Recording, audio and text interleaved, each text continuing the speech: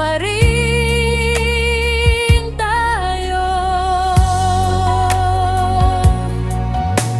Sabi nila flood control para raw sa kaligtasan, pero bakit tuwing uulan binabaha ang daan? Pondo daw milyon-milyon, pero saan napunta? Bakit ang semento parang buhangin na nilipad ng hangin bigla? May meeting, may ribbon cutting, may ngiti sa kamera, pero pag bagyo na wala, kami pa rin ang kawawa. Sino bang nag-ayos? Sino bang nagplano? O mas tama bang tanungin, sino bang kumabig ng pondo?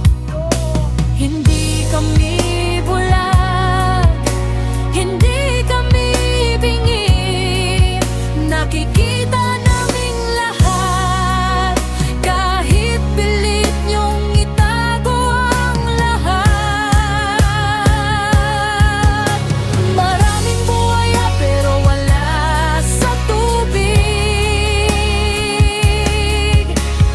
may matatalim na salita mula sa bibig. Proyekto raw para sa ating sigurado, pero bakit hanggang ngayon lubog pa rin tayo? Pag may bagyo, kami ang lumulusong, habang kayo nasa lamesa may aircon. Kami ang naghihirap, kayo ang nagbibilang. Pondo ng bayan, mga baryang inangkin ng kasakiman.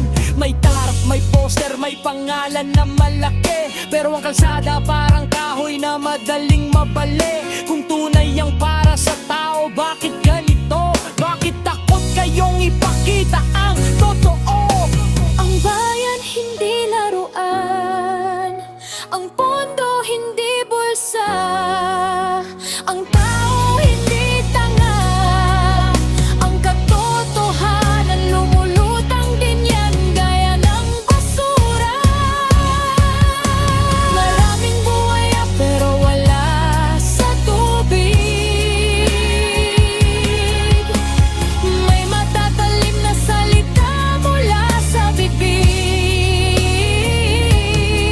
Proyekto raw para sa ating sigurado, pero bakit hanggang ngayon lubog pa rin tayo?